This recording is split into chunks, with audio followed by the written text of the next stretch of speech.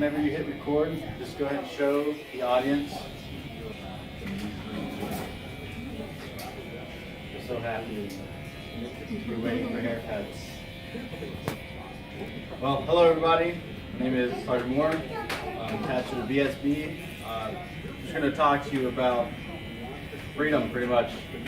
I mean, what better time to talk about freedom than right before 4th of July? So, I'm going to start off with a question. Have any of y'all died yet?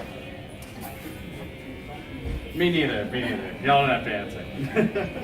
The reason I ask this because I used to listen to this sort of like a pool of seminars for people, from business leaders and whatnot. One of these speakers were by the name of Chris Brady. He talked about our dash. And on everybody's tombstone, you got the day that you were born, the day you were died, and you got a dash in between. When we would talk about how that dash represents everything we did in our lives that meant something, that made an impact on someone's life or on the world's life or the country, or what you've done in your time here. And if you really think about it, our whole country was built on these dashes, whether it be from our forefathers starting America, or our civil rights movements, which are some of the things that I'm going to talk about today, that built this country using these dashes. So I'm going to start in 1665 with James Otis. He was a lawmaker back when everything was going on with settling the colonies and whatnot. One thing that he coined that everybody knows today is no taxation without representation. And basically what he was saying is that if you're not going to be a part of our country, having representatives here, then y'all don't have the right to tax us. And he built up this phrase so much that all of the colonies knew it, all of the states that were becoming states coined this phrase as well. And it became one of their forefront phrases to getting rid of English Parliament. A little bit later, the English people put out an act called the Stamp Act, which imposed taxes on everything they did. They got taxed per sheet of paper that they printed.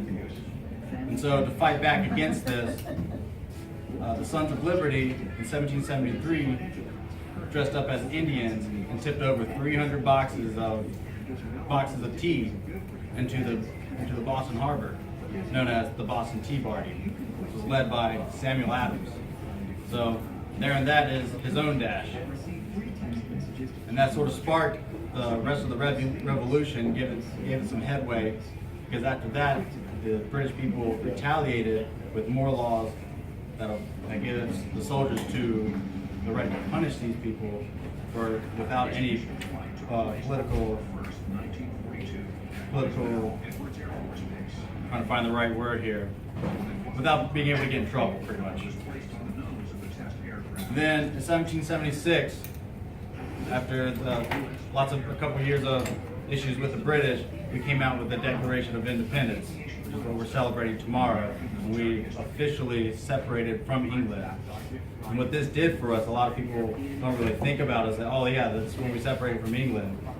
But us doing that allowed the French to be able to join forces with us in fighting back the British forces. It was the French Navy that actually drove them out of the Chesapeake Bay during this time. So opening up the Declaration of Independence really changed the playing field for the American people in sailing up this country. And then fast forward to 1955, this is when Rosa Parks sat on a bus, and as the bus filled up with white people, she was asked to give up her seat. But she was tired of always having to give up her own rights for the rights of white people. So she stayed in her seat, and they called the authorities. The authorities arrested her and took her to court. On the day of her court date, 40,000 people came together to boycott the bus system.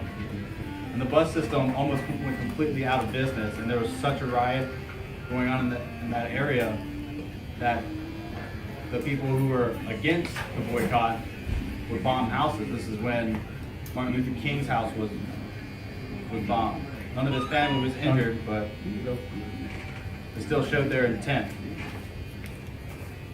So that's when Rosa Parks brought up her dash and set up her legacy.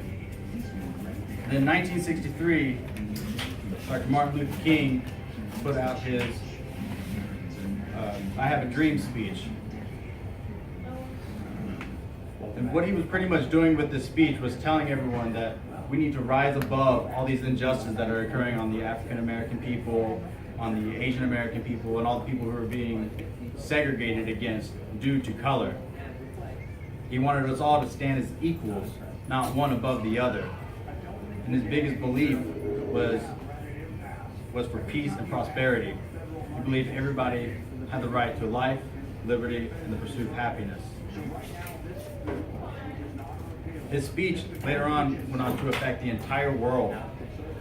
So his dash is all over the place. Even the English people have a memorial ceremony where they call people from all around the world, big activists and people that are well known. They all read an excerpt of his speech.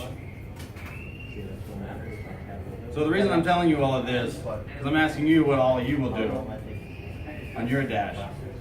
Because if you look at all the things that we've done in the past, like we even went to the moon. Like that's out of this world, literally. And if we look at the things that we've done in the past, the future is just a stepping stone. So we should spend every day of our lives trying to be like those people who set up their dash, be like Rosa Parks and not giving up, be like Martin Luther King and believing in something so much that he'll stand up in front of other people, risk his life every day. Or be like John Hancock or Benjamin Franklin, or all these people who built this country and built this idea that we call freedom. And whatever you decide to do it with passion. Because as George Hegel says, nothing great has ever been achieved without passion. So thank y'all for listening to my speech. I hope y'all enjoyed it. And I might see y'all next time. Thank you. Which company are you in? Charlie Company. Charlie? Yeah.